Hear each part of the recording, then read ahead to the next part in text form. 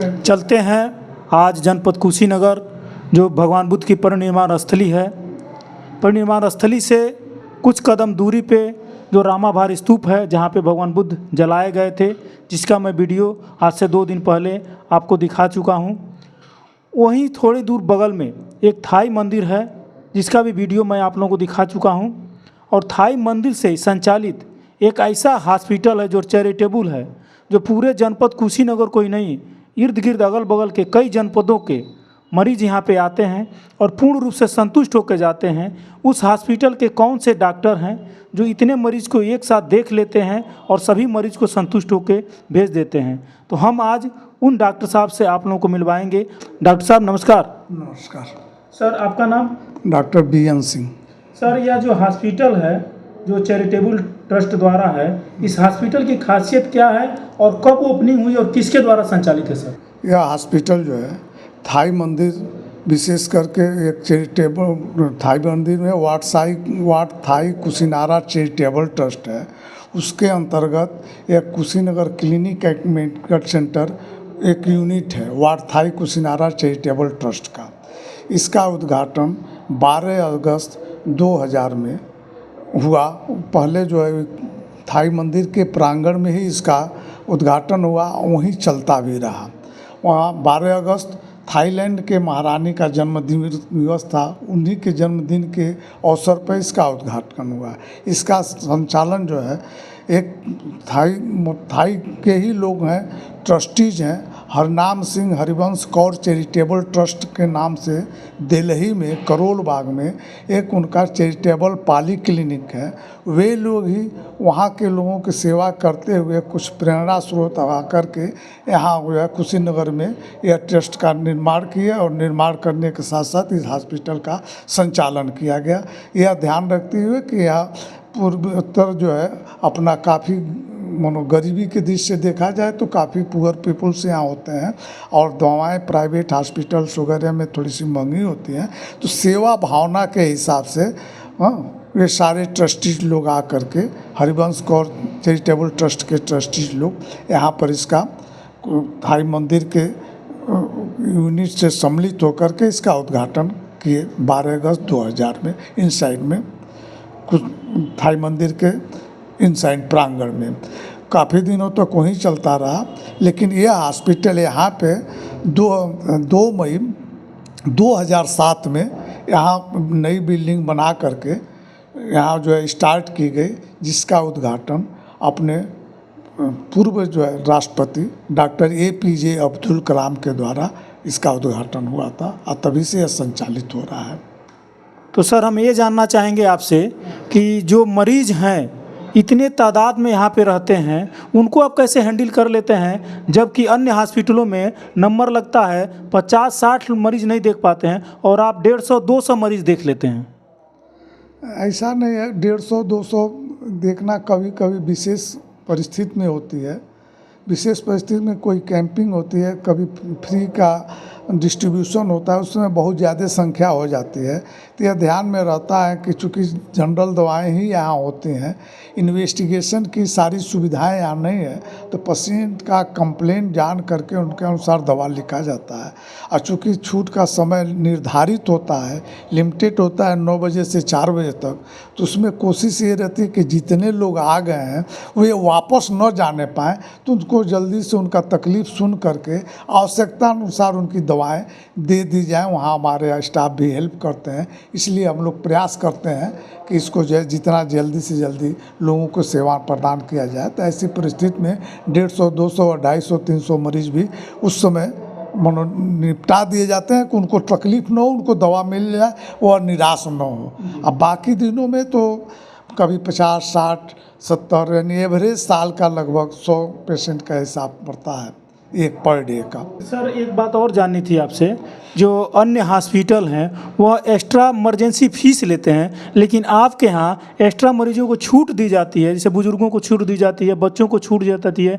ये किस तरह से हो पाता है सर? यह चूँकि यह हॉस्पिटल टोटल डोनेशन पे आधारित है।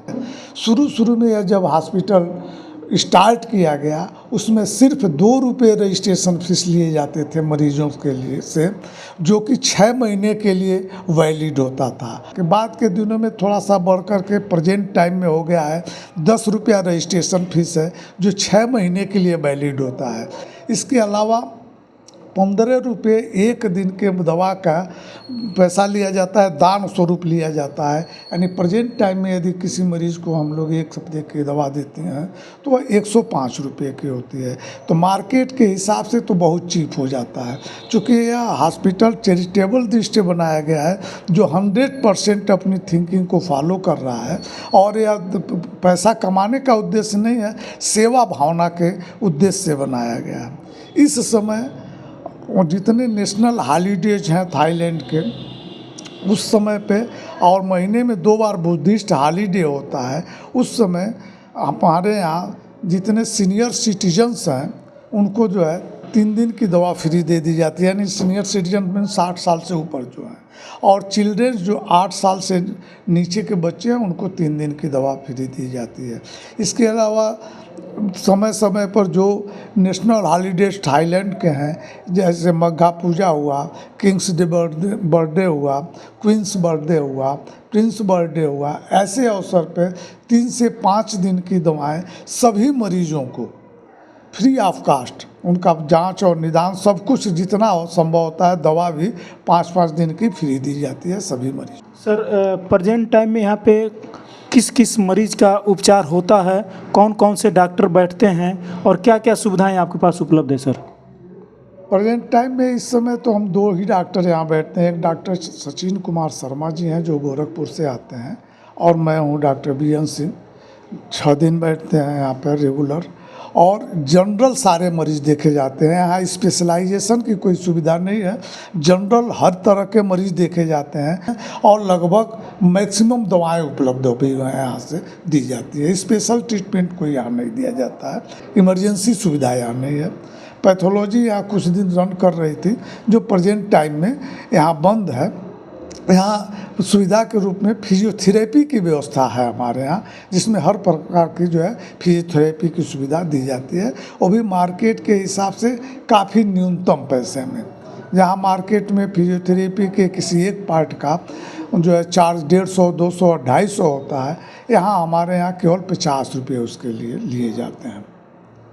सर अभी आपने एक शब्द कहा कि अभी हम जो है हमारे हॉस्पिटल में पैथोलॉजी था बंद हो गया, लेकिन अन्य हॉस्पिटल में देखा जाए तो पैथोलॉजी तरक्की की तरफ जा रहा है, और आप कह रहे हैं कि मेरे हॉस्पिटल में पैथोलॉजी बंद हो गया, इसका क्या मतलब है सर? सर एक चीज़ और है, अभी देखा जाए तो हर मरीज़ जो है वो संतुष्ट नहीं हो पा रहा है। अगर जब तक उसका मरीजों का ही कहा हमने सुना है कि डॉक्टर साहब ने इतना जांच लिखा है कि जो है मुझे जांच करानी है तब जाकर मुझे बीमारी का पता चलेगा। तो क्या सही में जांच कराना ज़रूरी होता है या कुछ भ्रम भी होता है? देखिए, अब इसमें दोनों तरह की बातें होती हैं। एक पेशेंट को लगता है कि जांच अननेसेसरी लिखा गया है, दूसरी तरफ यह देखा जाए कि यदि जांच न किया जाए तो रियलिटी की पता नहीं चलती है। ऐसे कंडीशन में हर मरीज़ को तो संतुष्ट नहीं कराया जा सकता है। एक्चुअली ट्रीटमेंट का तो बेस यही होता है कि उसको देख लिया जाए पेशेंट की कंडीशन क्या है। यदि आवश्यक ज़रूरी पड़ता है तो जांच भी कराना चाहिए, बिना कराए संभव नहीं हो पाता है। हाँ, तो यहाँ तो हम लोग सारे मरीज़ का जांच नहीं कराते, जहाँ बहुत आवश्यक लगता है उसको करा दिया जाता है। लेकिन पेशेंट का यदि कंप्लेन इस हॉस्पिटल के लिए है तो ऐसा संभव नहीं है। वह पेशेंट हमारे ख्याल से वह सही बात नहीं कह पा रहा है। लेकिन मार्केट की यदि यह बात है तो मार्केट में 2 तरह की प्रॉब्लम्स हैं। शायद ही कोई ऐसा डॉक्टर होगा जो अननेसेसरी जांच लिखता होगा, लेकिन आवश्यक जांच इस पर्पज से हो गया है कि चूँकि अब डॉक्टरी पेशा भी कंज्यूमर फोरम में आ गया है। एक उदाहरण स्वरूप हम बता रहे हैं कि जैसे कोई पेशेंट आया, सर दर्द हो रहा है उसको केवल, और कहा डॉक्टर साहब कुछ नहीं है, मुझे केवल सर दर्द हो रहा है, मुझे कुछ दवा सर दर्द की दे दी जाए। डॉक्टर यदि उठा करके, यह सिंपल है, यदि डॉक्टर उसको सीटी स्कैन या ब्लड इन्वेस्टिगेशंस वगैरह लिख दिया तो मरीज़ कहेगा करे हमको तो साधारण सा सर में दर्द हो रहा था, आई डॉक्टर साहब सीटी स्कैन और इतना ब्लड वगैरह का जांच दुनिया भर का लिख दिया अननेसेसरी, क्या फ़ायदा, हम जाके मेडिकल स्टोर से दवा ले लेंगे। ये डॉक्टर तो अपने स्वार्थ के लिए लिख रहा है। लेकिन एक दूसरा पहलू उसका देखिए कि यदि किसी कारण से उसका सर दर्द आराम नहीं हुआ, कहीं दूसरे जगह गया, वहाँ उसका सारा जांच हुआ, इलाज हुआ या नहीं हुआ, फ़ायदा नहीं हुआ और वह चला गया कंज्यूमर फोरम में, वहाँ कंज्यूमर फोरम में सीधे डॉक्टर पे आरोप लगता है कि आपको जो मरीज़ सर दर्द बताया तो आपने दवा कैसे डायरेक्ट दे दिया बिना जांच कराए, बिना जांच कराए आपने सीटी स्कैन नहीं कराया या उसको न्यूरोलॉजिस्ट को रेफर नहीं किया या ब्लड इन्वेस्टिगेशन नहीं किया, तो बिना इन्वेस्टिगेशन का जांच आपने कैसे दवा कैसे लिख दिया।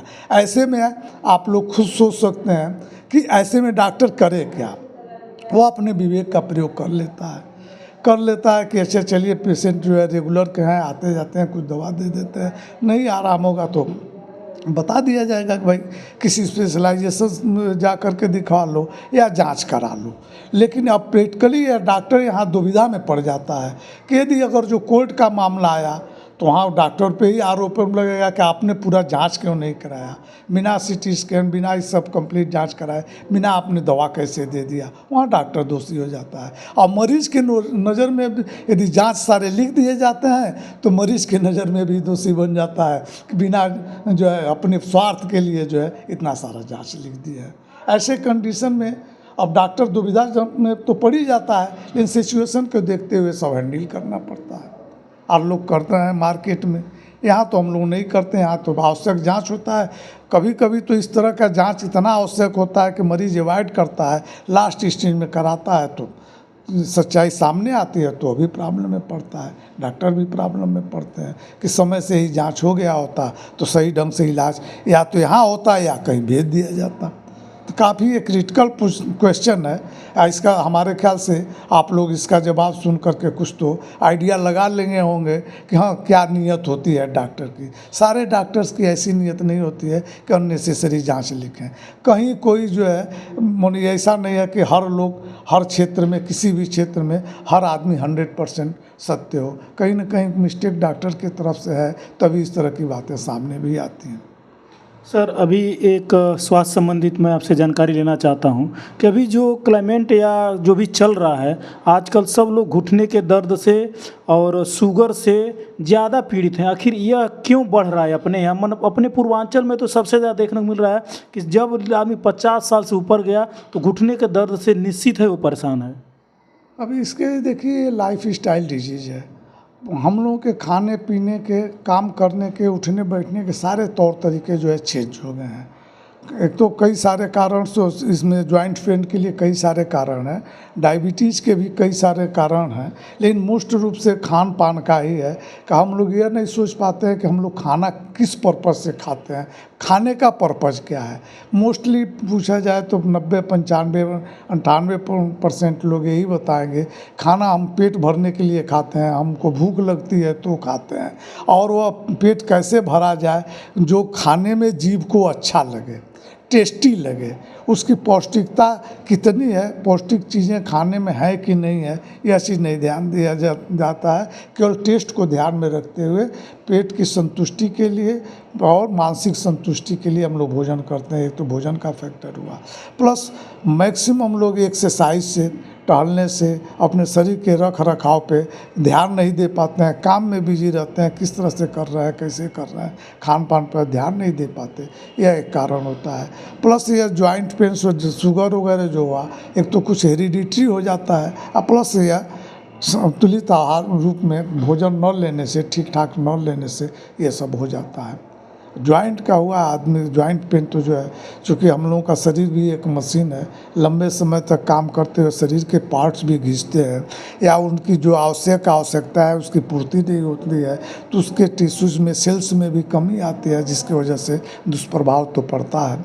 जैसे हड्डियों का घिसना, ऑस्टियोआर्थराइटिस वगैरह हो जाता है, गाउट वगैरह हो जाता है, इस तरह के कई प्रॉब्लम्स एज के साथ होने लगता है मोस्टली। बहुत बहुत धन्यवाद। हम अभी थाई हॉस्पिटल जो कुशीनारा हॉस्पिटल के नाम से चलता है। हम वहाँ के प्रमुख डॉक्टर साहब से बात कर रहे थे। कुछ बीमारियों के बारे में इन्होंने जानकारी दी जो मनुष्य चाहे तो अपनी जीवनचर्या में सुखी रह सकता है। अभी हम थाई हॉस्पिटल में हेड डॉक्टर से मिले, उसके बाद फिजियोथेरेपी के डॉक्टर, तो हम डॉक्टर साहब से मिलेंगे, उनका नाम जानेंगे। सर, आपका नाम? Doctor Ranjit Kumar, physiotherapist. हमारे यहाँ ये मैं फिजियोथेरेपिस्ट हूँ यहाँ पे, और काफ़ी 10 सालों से मैं यहाँ फिजियोथेरेपी का काम कर रहा हूँ। सर, एक चीज़ और बताएं, आज का जो क्लाइमेट चल रहा है यहाँ पूर्वांचल का, जो समथिंग 20 से 25% जो मरीज हैं, जो बुजुर्ग हो चुके हैं या युवा भी हैं, उनके घुटने में और एक कंधे का जो दर्द है वो मैं देख रहा हूँ कि 80% लोगों में हो रहा है। इसका क्या कारण है? उसका जो आप जो बताएं कि वो एक्सरसाइज से जाएगा, तो कोई टिपिकल एक्सरसाइज आप बताना चाहेंगे हमारे चैनल के जरिए जो लोग घर पे ही करके ठीक हो सके? जैसे मान लीजिए हमारी युवाओं में गर्दन पेन हो जा रही है, युवाओं बहुत ही ज़्यादा पढ़ना चाहते हैं, गर्दन झुकाकर पढ़ते हैं और 6-6 घंटे का 5-5 घंटे पढ़ते हैं, तो ध्यान नहीं देते हैं हम कि हमारी गर्दन में दिक्कत हो रही, थोड़ी सी दिक्कत होती है वो तो इग्नोर कर देते हैं कि अरे ठीक हो जाएगा, ऐसे ऐसे हिला करके ठीक कर लेते हैं। काफ़ी टाइम तक वो धीरे धीरे कंप्रेस करने जाती है। कुछ बच्चे ऐसे युवाओं में है कि वो मोबाइल का बहुत ही हाई तकिया लगा लेंगे ऊंचा, और मोबाइल को घंटन देखेंगे, 2 घंटे तक देखेंगे, फिर भी दर्द होगा तो हाथों से सहला लें। उनको ये नहीं पता चलता कि हमारी सर्वाइकल नस कंप्रेस कर रही है धीरे धीरे। अन्यथा जब धीरे धीरे वो पेन रेडिएट होने लगती है तो डॉक्टर के पास भागते हैं, फिर डॉक्टर ने दवा देते हैं, फिर हमारे यहाँ फिजियोथेरेपी के लिए आते हैं। तो मैं उनको सर्वाइकल एक्सरसाइज बता के काफ़ी हद तक मैं उनको ठीक करता हूँ कि ये एक्सरसाइज ऐसे होती है। जैसे ये पेशेंट सर्वाइकल है हमारे यहाँ, देखिए जैसे इनकी सर्वाइकल पेन, इन्होंने कोई काम या वजन उठाया होगा हाथ से, या एक बैग तकिया लगा के झटके से उठे होंगे, इन्होंने ध्यान नहीं दिया, तो इनको जब पेन हल्का से हुआ तो इधर उधर चले जाते हैं लोग, बैठवाने लगते हैं, सहलवाने लगते हैं। इन लोगों को पता नहीं रहता है कि नस दब गई है या खिंच गई है। तो फिर ये बाद में जब पेन होती है तो डॉक्टर के पास जाते हैं, तो फिर डॉक्टर डायग्नोस करके कहते हैं कि नहीं आपको तो स्पॉन्डिलोसिस हो गई है, नस दब रही है, आप ये दवा खाइए और एक्सरसाइज करिए। तो एक्सरसाइज के लिए फिजियोथेरेपी बेस्ट होता है। जैसे ये लड़का है, इस लड़के को प्लास्टर कर दिया गया, आर्थो डॉक्टर एम.एच. खान ने किया है कसिया का। इस बच्चे का क्या हुआ, इसमें रॉड लगा हुआ, और ये बच्चा सीधा पैर ऐसे किए कि क्या इसकी मूवमेंट रुक जाती है। जब इसकी मूवमेंट रुक जाती है तो फिजियोथेरेपी के लिए डॉक्टर जाते हैं, तो मैं इसको मूवमेंट कराता हूँ, धीरे धीरे कराऊँगा। फिर इस बच्चे को मैं खड़ा करके चलना सिखाऊँगा, फिर ये धीरे धीरे चलना सीखेगा, पावर आती जाएगी, पावर डेवलप एक्सरसाइज हम बताएंगे इसको। तो अभी आप ठीक हैं? जी यहाँ से काफ़ी रिलीफ है आपको? जी जी। एक कुशीनगर जनपद के ही रहने वाले हैं, जाने माने चेहरा हैं, प्रेस रिपोर्टर भी हैं, तो मैं उनसे बात करूंगा और जानना चाहूँगा कि क्या घटना घटी थी जो बालक का पैर फ्रैक्चर हुआ था और कैसे ठीक हो रहा है। भैया प्रणाम। आपके चैनल पर नमस्कार। आपकी हम पड़ौना जा रहे थे, एक बाइक था वो उल्टा मार दिया, 2 बच्चे को टूट गया, तो हम एक्सरे कराए तो कर गया एमएच किया, वो रात लगाए, रात टेढ़ा सीधा नहीं हो रहा था, सीधा यहाँ डॉक्टर साहब लेकर आए तो अब तो सीधा हो गया है। आगे की वीडियो देखने के लिए चैनल को आप लोग सब्सक्राइब करें और लाइक करें ताकि हम लोग आगे का